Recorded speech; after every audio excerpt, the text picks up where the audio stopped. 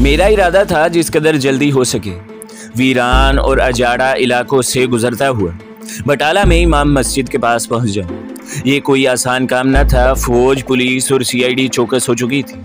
मैं अपना हुलिया तब्दील नहीं कर सकता था सिवाय इसके कि शेव न करूं। मगर बटाला पहुंचते पहुंचते मेरी दाढ़ी कितनी बढ़ सकती थी। मैं सोचता हुआ आगे बढ़ता रहा। दिल में यही ख्याल था कि बटाला पहुंचकर अगर इमाम मस्जिद ने मुझे अपने पास कुछ दिनों के लिए पनाह दी थी तो वहां से भेस बदल कर अमृतसर जाकर करूंडिया से मिलूंगा और इसकी मदद से इंडिया बॉर्डर क्रॉस करके पाकिस्तान निकल जाऊंगा। मेरा मिशन ख़त्म हो चुका था। जिस अज़म को मैं दिल से लेकर लाहौर से तनहा रज़ाकाराना तौर पर निकला था वो पाया तकमील को पहुंच चुका था। अगरचे मेरी ज़िंदगी अभी तक मौत की संगलाख वादियों में घिरी हुई थी, मैं खामोशी से दरख्तों के नीचे से होकर चला जा रहा था। कुछ फासले पर एक हिंदू किसान कंबल की बुक्कल मारे खेत में हल चला रहा था। मैं आगे बढ़ता गया। असल में मुझे देहाती लिबास में होना चाहिए था, मगर वहाँ देहाती लिबास मुझे कहाँ मिल सकता था। कुछ फासले पर वही किसान हल चलाता नजर आ रहा था जिसको मैंने पहले भी देखा था। मुझे भूख लगने लगी थी। वहाँ इर्द गिर्द मुझे कोई गांव भी नजर नहीं आ रहा था। इस तरह रेलवे लाइन के साथ साथ कुछ हटकर चलता रहा। 1 घंटे बाद मैंने 3 कच्चे कोठे देखे। मैं इनके करीब जाते हुए खौफ महसूस कर रहा था, लेकिन मैं एक मकान के करीब से गुजरा तो मुझे एक दीवार के साथ एक औरत रोटियां पकाती नजर आई। मेरे कदम रुक गए।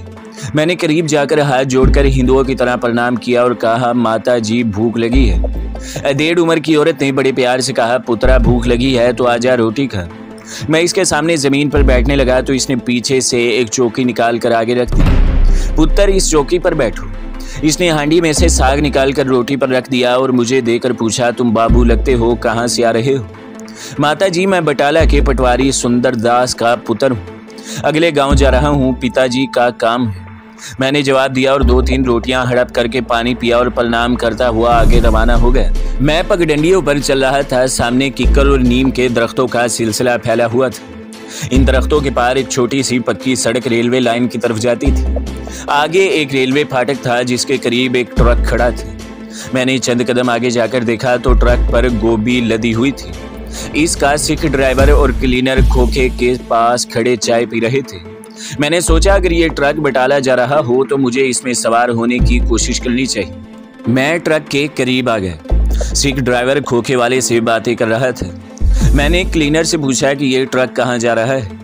सिख ड्राइवर ने मेरी तरफ देखकर पूछा, तुम कहाँ जाओगे महाशय जी? गाड़ी निकल गई है, मुझे बटाला जाना है, अगली गाड़ी शाम को जाएगी, साथ ले चलो तो मैं तुम्हें किराया दे दूंगा। मैंने कहा। सिख ने हंसकर कहा, किराए की क्या जरूरत है, तुम ऊपर चढ़कर बैठ सकते हो तो बैठ जाओ। धन्यवाद सरदार जी, मैंने कहा और लटकी हुई रस्सी थाम कर ट्रक पर चढ़ गया। गोभी के फूलों में जगह बनाई और घुटने सीने से लगा कर बैठ गया। सिख ड्राइवर ने खोखे वाले से कहा, करतारे अब चलता हूँ, वापसी शाम को होगी, राम राम। ट्रक रवाना हो गया। ये एक ज़ेली सड़क थी और इसकी हालत भी काफ़ी खस्ता थी। मैंने गोभी के फूलों में मजीद जगह बना ली और छुपकर बैठ गया। अब बाहर से मुझे कोई नहीं देख सकता था। ट्रक काफ़ी रफ्तार से जा रहा था। सड़क के किनारे 2-3 कस्बे आकर गुजरे। भारतीय पंजाब का मैदानी इलाका शुरू हो चुका था। मैं गोभी के फूलों के ऊपर से सर निकाल कर देख रहा था। सड़क के दोनों जानिब शीशम के दरख्त पीछे को भागते जा रहे थे। इस ज़ेली सड़क पर इतना खतरा नहीं था, लेकिन बटाला में दाखिल होते वक्त पुलिस से वास्ता पड़ सकता था। इसलिए सोचा बटाला आने से पहले ही किसी जगह उतर जाऊं। दोपहर के वक्त मुझे दूर से बटाले कस्बे की बुलंद दीवार दिखाई देने लगी, मगर ट्रक बड़ी तेज रफ्तारी से जा रहा था। मैं ऊपर से ड्राइवर को आवाज भी न दे सकता था। खुदा पर भरोसा करके वहीं दुबका बैठा रहा। ट्रक बटाला की सब्जी मंडी के गेट पर जाकर रुक गया। मैं डरते डरते सर उठाकर देखा। सब्जी मंडी में मुझे कोई सिपाही नजर न आए। सिख, आड़ती और मजदूर इधर उधर अपने काम में लगे हुए थे। मैंने यहाँ से छलांग लगा दी। सिख ड्राइवर ने कहा, लाला जी ऊपर तकलीफ तो नहीं हुई? नहीं सरदार जी, आपका धन्यवाद। सिख ड्राइवर ने क्लीनर को पुकार कर कहा, रस्सा खोल देवे काका। मैंने सर पर मफरल इस तरह लपेट रखा था कि मेरा आधा चेहरा इसमें छुप गया था। मैं बाजार में से गुजरता हुआ इस गली में आ गया जहाँ मस्जिद थी। एक कश्मीरी मुसलमान मस्जिद से निकल रहा था। मैंने इससे मौलवी साहब के बारे में पूछा। इसने पहले तो मुझे ऊपर से नीचे तक देखा, फिर पूछा, तुम्हें मौलवी साहब से क्या काम है लाला जी? मुझे उनसे ज़रूरी काम है। कश्मीरी मुसलमान ने बताया कि मौलवी साहब सुबह से मालेर कोटला गए हुए हैं। मशरक़ी पंजाब में मालेरकोटला एक ऐसी रियासत है जहां 1947 में मुस्लिम कश फसादात में काफ़ी हद तक अमनो अमान हो रहा था और मैं कई एक आसपास की रियासतों के मुसलमान कुंबे वहां जाकर आबाद हो गए थे। चुनाचा आज भी भारतीय पंजाब के मालेरकोटला शहर में पंजाबी आबाद थे और इनकी मस्जिदों में नमाज पढ़ने के मनाजिर अक्सर जलंधर टेलीविज़न पर दिखाए जाते हैं। मौलवी साहब के मालेरकोटला चले जाने की खबर मेरे लिए सदमे का बाइस थी। मुझे अचानक शदीद और पुरखतर तन्हाई का एहसास हुआ। अब मैं बटाला में बिल्कुल अकेला था। वहाँ कोई होटल नहीं था और वहाँ से बजरिया रेल या बस अमृतसर शहर जाना भी खतरनाक था। रेलवे स्टेशन या बस स्टैंड पर पकड़े जाने का खदशा था। मुझे परेशान देखकर कश्मीरी मुसलमान ने पूछा, लाला जी तुम कहाँ से आए हो? मैंने इसकी तरफ देखा और कहा, मैं भी मालेरकोटला से आ रहा हूँ। पंजाबी हिंदू हूँ, मौलवी साहब के लिए एक ज़रूरी पैगाम लाया था। अब मेरा यहाँ कोई जानने वाला भी नहीं है। तुम मेरे डेरे पर आ जाओ, रात गुजार कर सुबह वापस चले जाना। जी तो बहुत चाहता था मगर अकल रोक रही थी, इसलिए बेहतर यही था कि अंधेरा होने का इंतज़ार किया जाए। फिर जो बटाला से आखिरी बस या ट्रक अमृतसर की तरफ जा रहा हो इसमें बैठ जाऊँ। हो सकता है कि रात को चेकिंग से बच जाऊँ। मैंने इसी अंदाज में अमल करने का फैसला कर लिया और कश्मीरी मुसलमान से कहा, आपका धन्यवाद, मैं रेलवे स्टेशन जाता हूँ। हो सकता है कि कोई मालगाड़ी अमृतसर जाती हो, ड्राइवर से कहकर इसमें बैठ जाऊंगा। ये कहकर मैंने नमस्कार किया और खामोशी से चल दिया। मैं तेज तेज चलता हुआ गली से निकलकर बाजार में आ गया। मुझे अपने ऊपर इस चूहे का गुमान हो रहा था जो एक बहुत बड़े पिंजरे में जान बचाने के लिए इधर उधर भाग रहा हो। दिन ढलने लगा था, धूप फीकी पड़ गई थी। बटाला के बाजार बड़े पुरशोर थे, ज्यादा आबादी सिखों की थी। हर तरफ सिख ही सिख नजर आ रहे थे। जहां मुझे पुलिस का कोई वर्दीपोश सिपाही दिखाई देता मैं कन्नी कतरा कर दूसरी तरफ निकल जाता। रेलवे स्टेशन जाने के बजाय मैं कस्बे के जनूब में वाक़े एक चाय की दुकान में बैठ गया। ये एक सिख का होटल था। वो होटल में बहुत से लोग सर्दी से बचने के लिए बैठे चाय पी रहे थे। इनमें सिख भी थे और हिंदू भी।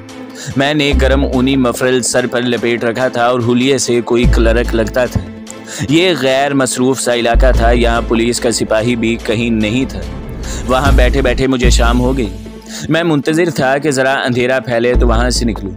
रेडियो पर दूर से खबरें नशर होने लगी। इन खबरों से मालूम हुआ कि मशरक़ी पाकिस्तान के हालात बहुत ज़्यादा ख़राब हो गए हैं और भारतीय फ़ौजियों को अपने मुल्क की सलामती के लिए चौकस रहने की हिदायत कर दी गई थी। ये मेरे लिए बहुत ही मायूस कुन खबर थी, क्योंकि इस तरह से सरहदों पर भारतीय फ़ौज आने जाने नहीं देगी और बॉर्डर क्रॉस करना मुमकिन नहीं रहेगा। मैं खामोश बैठा चाय पीता रहा। अब जल्द से जल्द करूंडिया से मिलना ज़रूरी था। अंधेरा गहरा हो गया तो मैं होटल से बाहर आ गया और बस स्टैंड की तरफ चलने लगा। अब बस स्टैंड पर काफ़ी रश था। एक बस भर चुकी थी, मुझे भी इसी बस में जगह मिल गई थी। बस अमृतसर की तरफ रवाना हो गई। बस स्टैंड पर कोई पुलिस का सिपाही नहीं था। मैंने खुदा का शुक्र अदा किया। बस चल पड़ी। वीरका और मेजर के कस्बे आए और गुजर गए तो दूर से अमृतसर की रोशनियां झिलमिलाती नजर आना शुरू हो गई। बस अमृतसर शहर के राम बाग के चौक वाले बस स्टैंड पर जाकर खड़ी हो गई। मैंने खिड़की से बाहर के माहौल का जायजा लिया। रात हो जाने और सर्दी की वजह से वहाँ कोई सिपाही मौजूद न था। बस से उतरकर मैं राम बाग बाजार की तरफ चल पड़ा। इस इलाके के चप्पे चप्पे से वाकिफ था।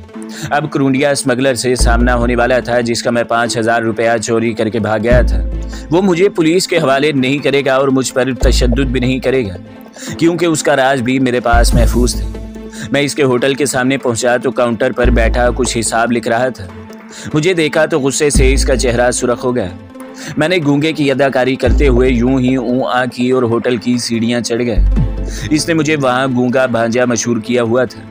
मैं ऊपर वाले कमरे में जाकर पलंग पर बैठा ही था कि वो आ गया। बेहद गुस्से में था। आते ही इसने दरवाज़ा बंद कर लिया और मेरी गर्दन दबोच कर बोला, चोर की औलाद, मेरे रुपए चुरा कर कहाँ भाग गया था? मैंने इसका हाथ झटक दिया और पूरा तमाल लहजे में बोला, तुम्हारे लीडर के पास मेरे फेरे के 10,000 रुपये मौजूद हैं। तुम अपने 5,000 रुपये इससे मौसूल कर सकते हो। मैं तुम्हें कागज़ पर लिख कर दे देता हूँ। वो सामने कुर्सी पर बैठ गए। मगर तुम्हें रुपए चुराने की क्या ज़रूरत थी? तुम कहाँ फरार हो गए थे? तुम्हारे बारे में किसी को कुछ मालूम तो नहीं हुआ? नहीं, किसी को कुछ मालूम नहीं हुआ, मगर तुम कहाँ भाग गए थे? तुम्हें यहाँ से फरार होने की क्या ज़रूरत थी? क्या तुम अकेले बॉर्डर क्रॉस करना चाहते थे? नहीं, मैं एक ज़रूरी काम से दिल्ली चला गया था, बस इससे ज़्यादा मैं तुम्हें कुछ नहीं बता सकता। वो गौर से मेरी तरफ देखने लगा। तुम कोई बात मुझसे छुपा रहे हो। मैं इसे कुछ नहीं बताना चाहता था। वो एक स्मगलर था और पाकिस्तान के खिलाफ गैर कानूनी सरगर्मियों में मुलव्वस था। इसकी जगह कोई दूसरा पाकिस्तानी होता तो शायद मैं इसे सब कुछ बता देता। मैंने कह दिया कि मैं एक ज़रूरी काम से दिल्ली चला गया था, वापस आ गया हूँ, इससे ज़्यादा कुछ नहीं बता सकता। वो एक गहरी सांस लेकर खामोश हो गया, फिर बोला, कमबख्त तूने मेरी रूह फना कर दी थी। मैंने ये दिन कांटों पर गुजारे हैं। हर वक्त गिरफ्तार होने का धड़का लगा रहता था। एक तो तुम ना तजर्बाकार हो, ऊपर से तुम्हारे पास शनाख्ती निशान तक नहीं, और सीधे दिल्ली की तरफ निकल गए। तुम्हें मालूम नहीं था कि भारत के सियासी हालात क्या हैं। जगह जगह CID फिर रही है। मैंने इसे बताया कि अब मैं पाकिस्तान जाता हूँ, मुझे बॉर्डर क्रॉस करवा दो। वो भड़क कर बोला, अब तो तेरा बाप भी तुझे बॉर्डर क्रॉस नहीं करवा सकता। बॉर्डर पर फौज आ गई है, हमारा सारा काम ठप होकर रह गया है। मुझे किसी खुफिया रास्ते से निकाल दो। वो तंजिया अंदाज में हंस पड़ा। सब खुफिया रास्ते बंद हैं, गोली खानी है तो बॉर्डर पर चले जाओ। अब तुम्हारे लिए बेहतर यही है कि खामोशी से गूंगे बनकर यहीं बैठे रहो। हालात नॉर्मल हो जाएंगे तो तुम्हें पाकिस्तान पहुंचा दूंगा। अभी कोई बड़े से बड़ा स्मगलर भी ये खतरा मोल नहीं ले सकता। वो ठीक ही कह रहा था। मुझे उम्मीद थी कि करूडिया मुझे बॉर्डर क्रॉस करा देगा, लेकिन अब जो इसने भी मायूसी का इजहार किया तो मैं सोच में पड़ गया। मुझे ऐसे लगा जैसे एक पिंजरे में कैद हो गया हूँ, जिससे बाहर निकलने का कोई रास्ता नहीं है। अमृतसर में ये अफवाह भी गश्त कर रही थी कि पाकिस्तानी कमांडोज मशीक पंजाब में दाखिल हो गए हैं और उन्होंने पठानकोट छावनी में कोई बहुत बड़ा धमाका किया है, और हमें भी बड़ी एहतियात से काम लेना होगा। तुम भी होटल से ज़्यादा दूर मत जाना। ये बताओ कि मेरे 5,000 में से कुछ बचा है या सारे खा गए? मैंने कहा 100 के करीब रुपए बच गए हैं। 5,000 में से सिर्फ 100 रुपए बचे हैं। तुम यहाँ अयाशी करते फिरे। फिर वो मुठियाँ भेज कर बोला, लीडर ने क्या मुसीबत मेरे पास भेज दी है। अच्छा, मुझे कागज़ पर लिख दो कि तुम अपने फेरे के 5,000 रुपए वसूल कर लिए। लिख दूंगा। मैंने बेनियाजी से कहा। मैं गूंगा बनकर ज़्यादा इस स्मगलर के पास नहीं रह सकता था। किसी वक्त भी मैं भूल कर बोल सकता था और मामला ख़राब हो सकता था, लेकिन मेरे लिए अभी पाकिस्तान का दरवाज़ा बंद था। मिशन मुकम्मल करने के बावजूद मैं अपने वतन नहीं जा सकता था। क्या ऐसा नहीं हो सकता कि मैं दिल्ली के साथ बजरिया त्यारा या बम्बई से बजरिया बहरी जहाज़ पाकिस्तान चला जाऊं? मैंने पूछा। वो तलख लहजे में बोला, वहाँ तुम्हारा कोई मामा नहीं बैठा हुआ जो बगैर पासपोर्ट वीज़े के जाने देगा, और ऐसा ख्याल दिल में लाए बगैर तुम अपने साथ मुझे भी मरवाओगे। तुम इस कमरे में पड़े रहो। पासपोर्ट वीज़े के ख्याल से अचानक मुझे भारत में पाकिस्तानी सफारत खाने का ख्याल आया, और मैं किसी तरह दिल्ली पाकिस्तानी सफारत खाने पहुँच अपने मुल्क के सफ़ीर से बात करूँ और उसे अपनी रात गुजारी सुनाऊँ, तो वो ज़रूर मेरी मदद करेगा और मुझे पाकिस्तान पहुँचा देगा। मेरे दिल में उम्मीद की एक किरण रोशन हो गई। मैंने अमृतसर से जाकर पाकिस्तानी सफ़ीर से मुलाकात करने का फ़ैसला कर लिया। मैंने करूडिया को मुतमईन करने के लिए कहा, ठीक है, तुम जैसा कहोगे वैसा ही करूँगा। जब तक हालात ठीक नहीं हो जाते मैं इस होटल से बाहर नहीं जाऊँगा। वो चला गया और मैं वहाँ से फरार होकर दिल्ली जाने के बारे में गौर करने लगा। रात को खाना खाकर मैं इसी कमरे में पलंग पर पड़ गया। मैं सोच रहा था कि मेरे पास सिर्फ 70-80 रुपए हैं। क्या इन रुपयों से काम चल जाएगा? जाहिर है करूडिया अब मुझे एक पाई भी नहीं देगा। मैंने फैसला कर लिया कि इन्हीं रुपयों से काम चलाऊं। दिल्ली पहुंचकर एक बार पाकिस्तानी सफ़ीर से मुलाकात हो गई तो पैसों की ज़रूरत ही नहीं रहेगी। वैसे मेरा पासपोर्ट भी बन जाएगा और मुझे बजरिया हवाई जहाज़ वापस पाकिस्तान पहुंचा दिया जाएगा। थोड़ी देर पहले मेरे दिलो दिमाग पर मायूसी के जो बादल छाए थे वो छट गए और मैं सो गया। दूसरे दिन अखबारों में पठानकोट छावनी में धमाके की खबर इन सुर्खियों के साथ छपी कि पाकिस्तानी कमांडोज और तखरीबकार भारत में दाखिल हो गए हैं और उन्होंने पठानकोट छावनी में धमाका किया। किसी भी अखबार में ये खबर नहीं छपी थी कि पठानकोट छावनी की सबसे कीमती और सबसे बड़ी और जदीद तोप के परखचे उड़ा दिए गए हैं। मैं नीचे होटल में आकर नाश्ता करने लगा। वहाँ एक खद्दर पोश और कांग्रेसी टोपी वाला हिंदू लाला पठानकोट छावनी के धमाके पर तबसरा कर रहा था और बेहद गुस्से में पाकिस्तान को बुरा भला कह रहा था। दूसरे हिंदू सिख इसकी हाँ में हाँ मिला रहे थे। करूडिया रात को मेरे कमरे में प्याली में थोड़ा सा ज़ाफ़रान भिगोकर इस ताकीद के साथ रख गया था कि सुबह माथे पर तिलक लगाकर नीचे आऊँ। चुनाचा इस वक्त मेरे माथे पर हिंदुओं की तरह ज़ाफ़रान का आध इंच लंबा निशान मौजूद था। मैं खामोशी से नाश्ता करते हुए हिंदी अखबार में रेलगाड़ियों के औकात पढ़ रहा था। जनता एक्सप्रेस अमृतसर से शाम के वक्त रवाना हुई थी। ये गाड़ी दिल्ली से होती हुई बम्बई जाती थी। मैंने इस गाड़ी में जाने का फैसला कर लिया। चुनाचा नाश्ता करके ऊपर अपने कमरे में जाकर लेट गया। दोपहर का खाना ऊपर भिजवा दिया गया। मैं कमरे में ही पड़ा अपने नए सफ़र के बारे में सोच और विचार करता रहा। मुझे अपना ये सफ़र मुश्किल नज़र नहीं आ रहा था। मैं ट्रेन के दूसरे मुसाफिरों में गुम होकर अपने आप को छुपा कर दिल्ली पहुंचने में कामयाब हो सकता था। जनता एक्सप्रेस अमृतसर रेलवे स्टेशन से 7:30 बजे चलती थी। मैं 6 बजे के करीब कमरे से निकलकर नीचे होटल में आ गया और कोने वाली मेज़ पर बैठकर चाय पी। 2 क्रीम रोल खाए। मैं अपना पेट ज़्यादा से ज़्यादा भर लेना चाहता था। क्रूंडिया इस वक्त काउंटर पर नहीं था। ये मेरे लिए सुनहरा मौका था। मैं चाय ख़त्म करके उठा और बड़ी बेनियाजी से टहलता हुआ होटल की सीढ़ी उतरकर बाज़ार में आ गया। 2-1 मिनट बाज़ार में खड़ा जायज़ा लेता रहा कि क्रूंडिया कहीं आसपास तो नहीं है। बाज़ार की रोशनियों में वो कहीं दिखाई नहीं दे रहा था। मैं कदम कदम चलता बिजली वाले चौक से गुजर कर हाल बाज़ार में आकर पान वाले हिंदू की दुकान पर खड़ा हो गया। हिंदू पटवारी ने हंसकर कहा, क्यों गूंगा रहा? आज तो बड़े हीरो बने हुए हो। पतलून और जैकेट मामू ने लेकर दी है। मैंने गूंगों की तरह हाथ हिलाकर गूंगा किया और हंसता हुआ बाजार में यूं आगे की जानिब चलने लगा जैसे टहल रहा हूँ। चंद कदम चलने के बाद पीछे देखा, क्रूंडिया अब भी नजर न आया। गोया मैदान साफ था। मैंने अपनी रफ्तार तेज कर दी। मस्जिद खैरुद्दीन के करीब एक खाली रक्षा आ गया। मैं लपक कर इसमें बैठ गया और सिख रक्षा ड्राइवर से कहा, स्टेशन चलो। हाल दरवाजे के नीचे से रक्षा गुजरा। सामने कंपनी बाग को जाने वाला बड़ा पुल आ गया। सिख ड्राइवर पूरा जोर लगाकर पुल की चढ़ाई चढ़ने लगा। रक्षा पुल के ऊपर जाकर दूसरी तरफ रेलवे स्टेशन की तरफ जाती सड़क की ढलान उतरने लगा। अमृतसर स्टेशन पर काफ़ी रश था। जनता एक्सप्रेस के जाने का वक्त हो रहा था। मुसाफिर अपना अपना सामान लिए अंदर जा रहे थे। मेरे पास कोई सामान नहीं था। मैं स्टेशन से चंद कदम नीचे उतर गया। रिक्शे वाले को 2 रुपए देकर रेलवे स्टेशन की इमारत की बजाय सामने वाले होटल की तरफ चल पड़ा। जब मैंने देखा रिक्शा ड्राइवर नजरों से ओझल हो गया है तो रेलवे स्टेशन की तरफ बढ़ा। टिकट वाली खिड़की पर रश था। जनता एक्सप्रेस में कोई फर्स्ट क्लास और सेकंड क्लास नहीं थी। मैंने कतार में खड़े होकर टिकट लिया और मफलल से मुंह छुपाकर प्लेटफॉर्म पर आ गया। जनता एक्सप्रेस प्लेटफॉर्म पर लग चुकी थी और मुसाफिर इसमें अपना अपना सामान रख रहे थे।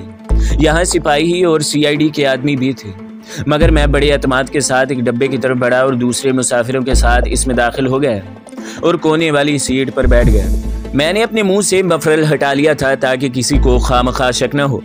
इस तरह मेरा चेहरा पहचाने जाने का भी खतरा था। मैंने मुंह दूसरी तरफ कर लिया और लाइन पार प्लेटफॉर्म पर खड़े ठीलों की तरफ तकने लगा। एक मिनट बड़ी मुश्किल से गुजर रहा था। गाड़ी चलने में अभी कुछ देर बाकी थी। एक सिपाही हमारे डब्बे में दाखिल हो गया। मेरा दिल उछलकर हलक में अटक गया। या अल्लाह खैर, ये बला अंदर क्या लेने आ गई है? सिपाही ने एक मुसाफिर को गर्दन से पकड़ लिया और बोला, कुली के पैसे क्यों नहीं देते लाल? बाहर एक सिख कुली खड़ा शोर मचा रहा था कि लाला जी ने 5 रुपए तय किए थे, अब 1 पैसा भी नहीं देता। लाला जी ने हाथ जोड़कर सिपाही से कहा, महाराज गुस्सा क्यों करते हो? ये ले 5 रुपए। मेरी गर्दन न दबाए महाराज। इसने जेब से रुमाल निकाल कर खोला। इसमें से 5 रुपए का मैला कुचैला सा नोट सिपाही को दिया तो इसने गर्दन छोड़ दी और नोट कुली की तरफ फेंक कर कहा, ये लो सरदार जी अपनी मजदूरी, और डब्बे से उतर गया। मेरी जान में जान आई। सिख सिपाही चला गया तो हिंदू लाला इसके खिलाफ जहर उगलने लगा। महाराज ये सब कुलियों से मिले होते हैं, अंधेर नगरी है। महाराज कांग्रेस को हमारी दशा की कोई खबर नहीं महाराज। इंजन ने सीटी बजाई और दूसरी विसल दी तो प्लेटफॉर्म से गाड़ी की सीटी सुनाई दी और फिर एक धचके से जनता एक्सप्रेस प्लेटफॉर्म से खिसकने लगी। मैंने इत्मीनान का सांस लिया और मफरल सर पर से लपेट लिया और हाथ गर्म जैकेट की जेबों में ठोंस कर कोने में टेक लगा ली। थोड़ी ही देर बाद गाड़ी अमृतसर से निकलकर जालंधर की तरफ उड़ी जा रही थी। डब्बे में हिंदू पठानकोट के धमाके के बारे में बातें कर रहे थे। इनकी बातों से अंदाजा होता था कि वो पाकिस्तानी फौज से खौफजदा थे। गाड़ी जालंधर के रेलवे स्टेशन पर खड़ी हुई तो मैंने अपने आप को दूसरे हिंदू सिख मुसाफिरों की ओट में छुपा लिया। ज़्यादा रश की वजह से किसी ने ख़ास तौर पर मेरी तरफ तवज्जो न दी, मगर जालंधर छावनी का रेलवे स्टेशन मेरे लिए ख़तरे की जगह थी। मुझे इस स्टेशन से डर लग रहा था। जल्दी ही गाड़ी छावनी के स्टेशन पर पहुंच गई। जितनी देर गाड़ी जालंधर छावनी पर खड़ी रही मैं बाथरूम में छुपा रहा। गाड़ी चली तो बाहर निकलकर अपनी सीट पर जाकर बैठ गया। मेरे साथ हिंदू मुसाफिर बैठा था। इसने मुझसे बातें शुरू कर दी। मैंने आंखें बंद कर ली जैसे मैं सो रहा हूँ या सोना चाहता हूँ। हिंदू मुसाफिर भी कुछ देर बाद ऊँघने लगा। अंबाला छावनी पर भी मेरा दिल शिद्दत से धड़क रहा था। अगरचे मैं टेक लगाए बज़ाहिर सो रहा था, लेकिन थोड़ी थोड़ी आंखें खोलकर प्लेटफॉर्म को बराबर तक रहा था जहां पुलिस और मिलिट्री पुलिस के आदमी गुजर रहे थे। अंबाला छावनी भी खैरियत से गुजर गई तो मेरठ छावनी की तलवार सर पर लटकने लगी। मेरठ छावनी बहुत बड़ी छावनी थी। मैंने अंदाज़ा लगाया था कि छावनी के हर स्टेशन पर मिलिट्री पुलिस की नफरी कुछ ज़्यादा ही थी। मेरठ छावनी से पहले मेरठ सिटी पर गाड़ी लेट हो गई थी। आध घंटा ठहर कर आगे चली मेरठ छावनी का स्टेशन आया तो एक सिपाही ने खिड़की के अंदर झांक कर देखा। मैं भी दूसरे मुसाफिरों की तरह बैठा ऊँघ रहा था। गोशाई चश्म से देखा कि सिपाही ने डब्बे में गहरी नज़र डालकर सब मुसाफिरों को देखा और फिर सल निकाल कर आगे चल दिया। मैंने शुक्र का कलमा अदा किया। मेरठ छावनी से गाड़ी निकली तो 15-20 मील आगे जाकर रुक गई। खुदा जाने यहाँ लाइन की मुरम्मत हो रही थी या कोई और बात थी कि गाड़ी 1 घंटा खड़ी रही। इसके बाद ऐसी लेट होना शुरू हुई कि जब दिल्ली पहुंची तो सुबह हो चुकी थी। दिल्ली बहुत बड़ा रेलवे स्टेशन था। मैं पहले एक बार इस शहर में वीज़ा लेकर आ चुका था। लाल किला और चांदनी चौक की सैर कर चुका था, लेकिन अब मैं एक हिंदू के भेष में माथे पर केसर का तिलक लगाए ट्रेन से उतर रहा था और भारतीय इंटेलिजेंस मेरी तलाश में थी। प्लेटफॉर्म पर मुसाफिरों की भीड़ थी। प्लेटफॉर्म की दीवार के साथ मैंने मिलिट्री पुलिस वालों को देखा कि कतार बांधे खड़े एक एक मुसाफिर को घूर रहे थे। मैं हुजूम में गुम होकर गेट की तरफ बढ़ा। गेट पर काफ़ी रास्ता मुझे धक्के लग रहे थे। मैं खुश था कि इसी तरह यहाँ से महफूज होकर बाहर निकल सकता था। बड़ी मुश्किल से मैंने अपना टिकट गेट पर खड़े चेकर को दिया और हुजूम के रेले के साथ ही बाहर निकल आए। तो दोस्तों, अगली किस्त देखने के लिए हमारे चैनल को सब्सक्राइब करें, वीडियो को लाइक करें और बेल के आइकन को भी दबा दें ताकि हर जो आने वाली वीडियो है वो आपको सबसे पहले मिलती रहे।